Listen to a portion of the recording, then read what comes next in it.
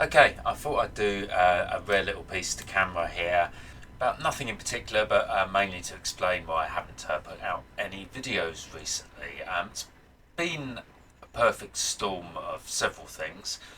Work's been very busy. It's been a project that I've been trying to do. It's taken a lot of my time away.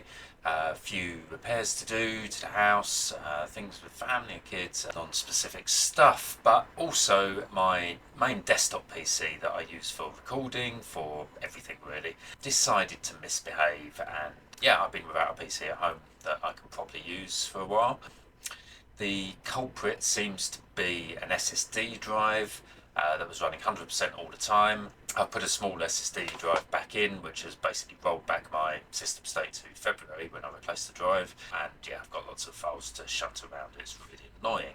But yeah, it sort of brings me to just make a small point. I've been running Windows for a long, long time. This PC is 8 years old, but there is a pending change coming along, which many may be aware of, where Windows 10, which has been a pretty good operating system for a number of years, obviously Windows 11 has also been out for a while now, and Microsoft, in their wisdom, have decided they're not only no longer going to support Windows 10 as of October 2025, which is fair enough.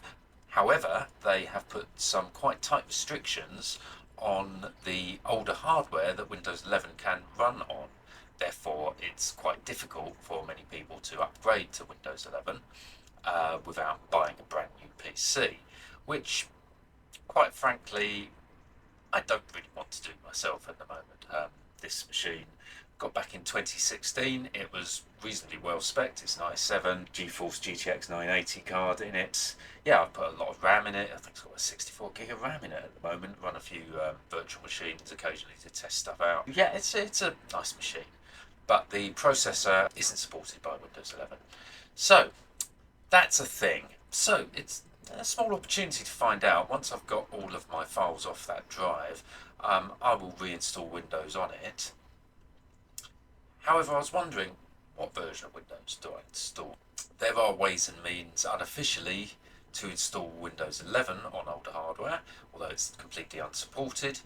And I think the updates as they come along are preventing some of these workarounds. So, it might not be something you can do all the time with the latest and greatest Windows 11 build. You might be able to do it with older ISOs. But yeah, I'm willing to find out, A, will it run at all on the older hardware? And B, will it be stable? Um, both just because it's Windows 11 on old hardware, but also, is this drive actually sound? And when I'm booting from it again, if it goes up to 100% utilization and it's running like a dog once more, I'll know it was a faulty drive and I can wipe it and hopefully RMA it back to the manufacturer. Um, yeah, that's what's distracting me at the moment. So there hasn't been any Atari videos, but moving swiftly on, let's try and get some Atari videos out there while I'm messing with this other stuff in the background. I've quickly installed OBS Studio for this little piece, lashed together just my microphone and my camera, nothing else. There's PCs and bits to the left of me here while it's copying files. So I did have a little bit of content left over from looking at the 7800, so I might dive back into a little edit of some of that shortly. There was several things on the go, I recall, playing on the 7800, sorting out my concerto, whether my audio-video mod was interfering with that for certain games. There was a bit I was going to talk about, the... I've forgotten what it's called, the other cartridge available, the multi-cart for the 7800. Game Drive, was it? 7800 Game Drive? I'm going to Google this on the fly. Yes, the Atari 7800 Game Drive. Yeah, I haven't really read much about how this works, and this might be completely off base, but it occurred to me, well, it's got an AV out that gives a pretty pure video signal, from what I've heard, straight from the cartridge. So is it true that the video lines are actually flowing from the device because you plug it into a native original 7800 cartridge slot? does video flow on the ports? I would have suspected the contacts on the cartridge were just for data, for reading the cartridge and playing the game, and potentially additional RAM on the cartridge. Okay, yes, I know it could address a Pokey chip as well, so yeah, maybe, yeah, there's a lot of signaling there, but just led me to wonder, yeah, is it really going to be porting video back up into the cartridge? Or is there more to it? Is this cartridge running any sort of logic that's actually emulating what the 7800 would normally be doing? Where I'm going with this is it actually really a multi-cart for 7800? Or is it actually running the 7800 itself within a processor, a modern processor, within the cartridge embedded? In fact, to me, that would, if it was true, make it not quite the product that I would want to buy. You're not really using the old hardware, you're just potentially using it to power the thing up. Am I wrong? I don't know. Just a suspicion I had, so I want to read into that to see if my suspicion might be true, and I'll talk about it a bit later, or I'll delete this bit if I'm talking complete bollocks. So there you go.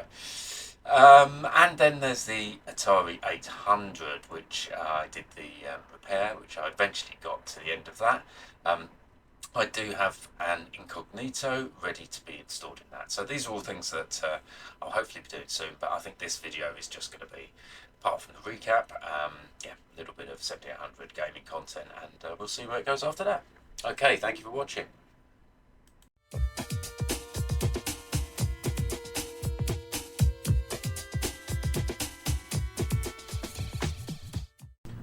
So here's a little game called Xenophobe.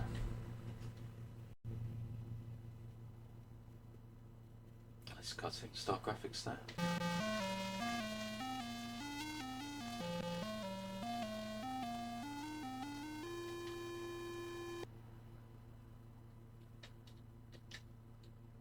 Okay.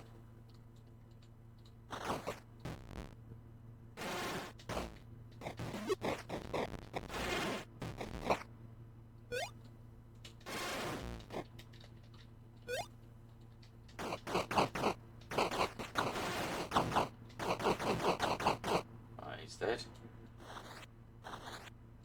And he's gone as well. He ran out of shots or something. They just think you collect.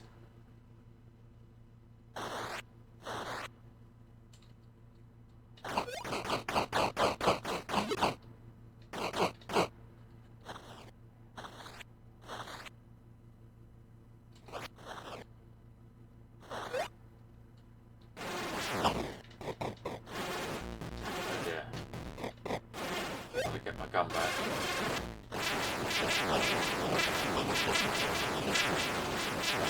I can't believe he actually knocked the gun out of my hand.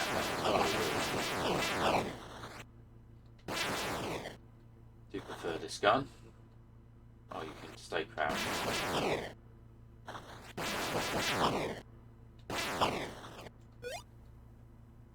Airlock. Go out there? No, just not yet. Get the eggs before they hatch. Oh, that's a teleporter I've just gone into.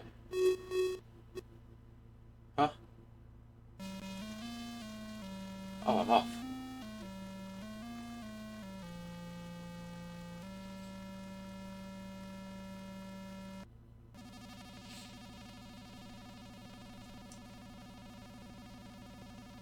Yes, it's very much like the dropship in Alien. Wonderful, it whoops you straight down on top of an alien.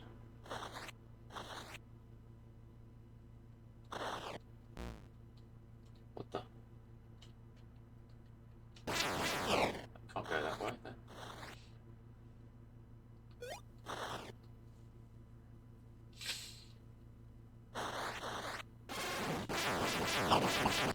Ow.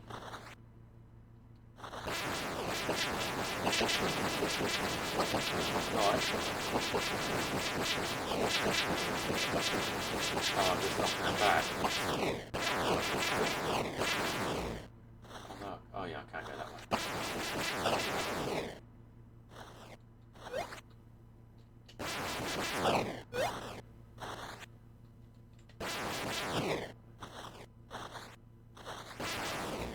Oh no. Come on, come out your shell.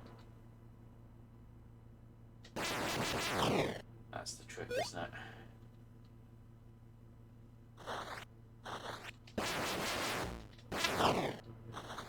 A bit militant, these guys.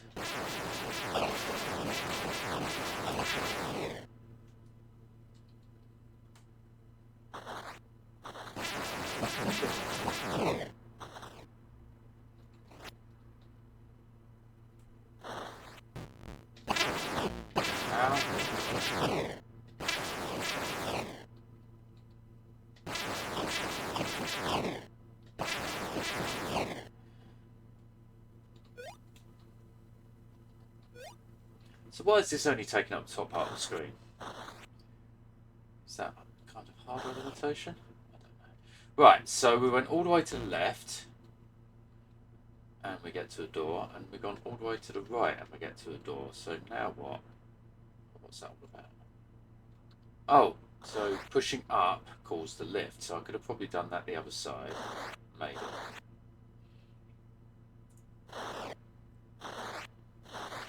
Ah!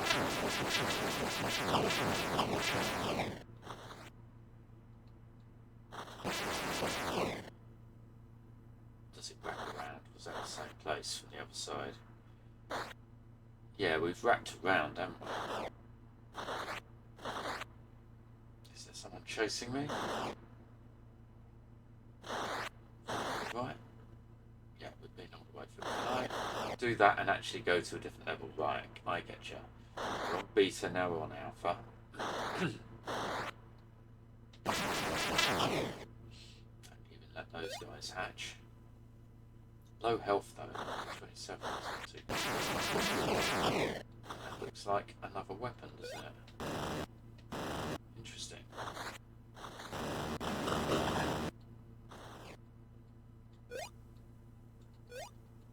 Can I just leave in the airlock, please?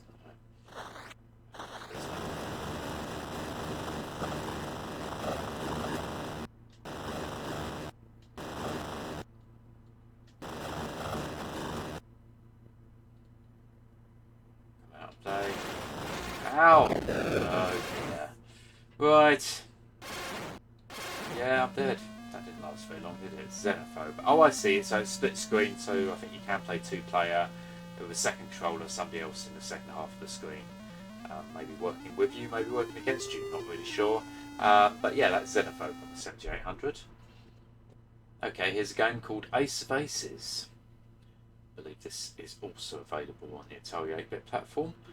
We'll have a look later on and see how it compares. Practice the dogfight. I can't see. Oh, is that propeller? Very hard to tell what the graphics is. And play maybe. Yeah. It's very hard to see. Right. Okay. Here I am. Up the joystick. You can see what I'm doing with it on the screen there, and you can see how I'm tilting it. Like back to horizontal. Yeah, so you get, I'm starting to get the feel of the flight in this. It's kind of, so right, I can shoot. Oh, that's the second button, the C button on the Mega Drive controller. Right, so is there a radar? There's the radar, right, so can I put it round to get that dot in front of me? I think I can, there he is. Oh, come on, come on.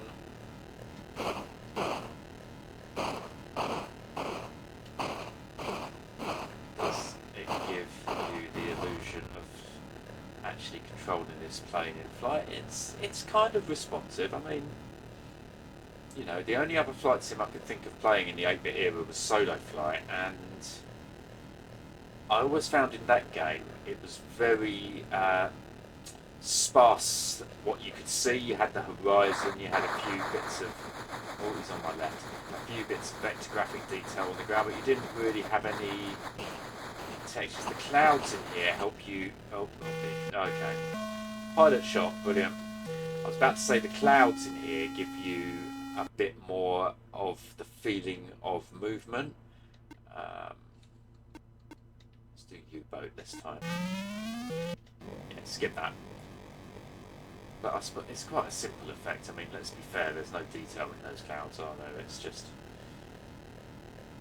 I seem to, despite the fact I'm pulling up, I seem to be having a screen full of clouds. Looking at the horizon there, I seem to be dipping a bit low. Maybe I'm just literally in the middle of a cloud. Let's pull up a bit.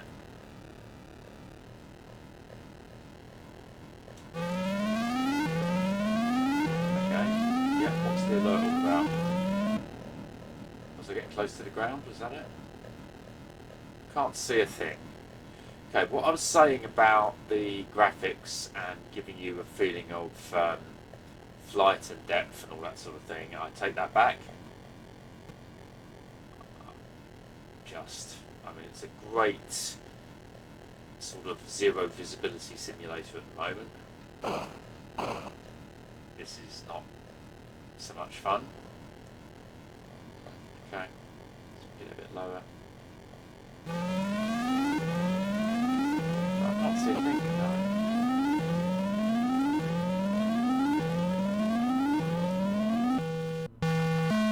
Crashed into the ground, but I mean, didn't have a lot of chance. So yeah, I'm not going to give that one too much more time today. Choplifter. It's a borderbund game. Okay, I like the look of this. Reminding me of Hijack on the 8-bit Atari. Right, pressing B and C, nothing, pushing up, that's good. Right, and B is shoot, C is to turn, okay, and I can do this. Excellent. Oh, so that Atari symbol's on the ground, nothing to worry about. Shoot downwards and across. Okay. I'm getting these guys, am I? Oh, and I got shot by the tank, okay. Second sortie, now we've got the feel of it.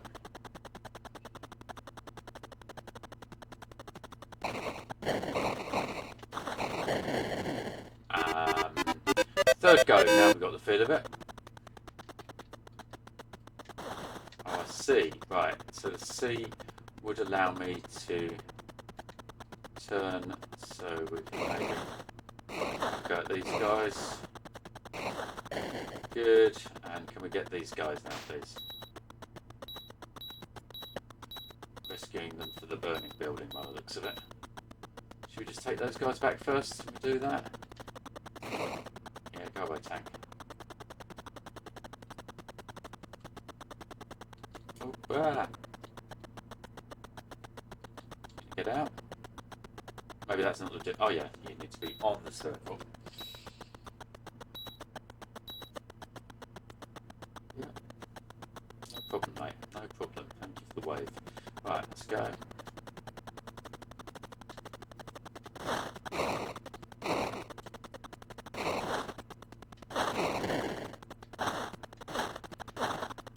That guy go. Sure there was another tank in that direction. Interesting the way you can fly in all different directions. Oh my god. Oh, lucky shot there. Was that the base I'd already been to? Or was that a different one? Nobody there. Oh, you got a lucky shot. Okay. It's alright. Simpler game for simpler times, I think. But yeah, not bad.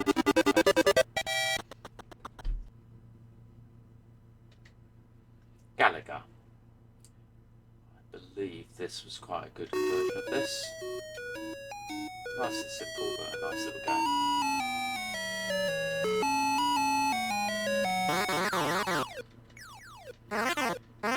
Galaga, very similar to Galaxian. Galaxian was one I really sort of cut my teeth on when it came to his sort of, you know, Space Invader style shooters.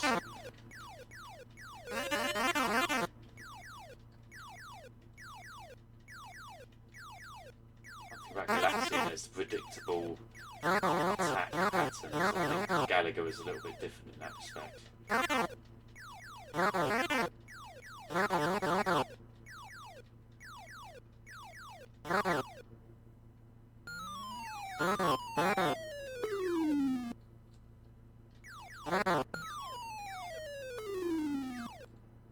similar Galaxia in the way they swoop down like that, whistling at the end. That's something both those games share. Oh. Oh dear.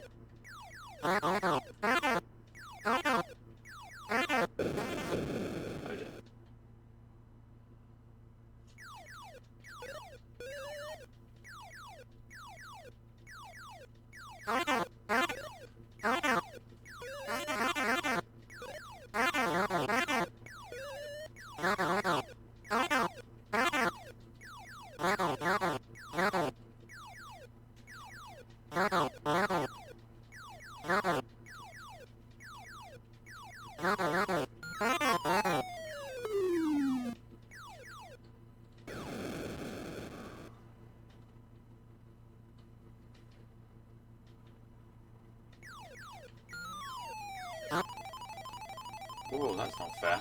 Go away. Whoa. Be taking you out before you do that again. I want to try, rather. Where'd you go? Go away. Come at me again. Oh. Gotcha. Challenging stage.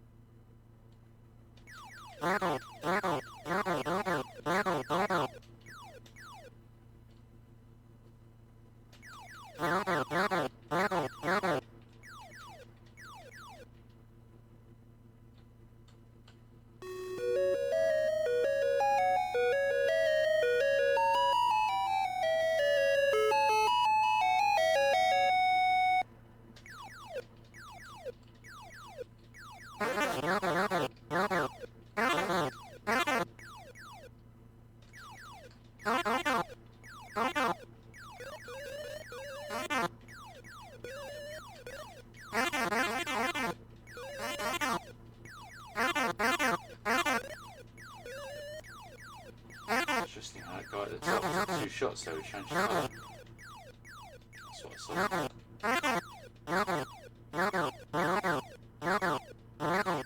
Ah! Going straight into them. How many lives I've got? Is this the last one? Potentially, yes, I think it is. Get away. Miss. Oh my god. Oh, these are double hitters as well, and that might be that. Okay, yeah. That was alright. Nice little version of Galaga there on the Atari 7800.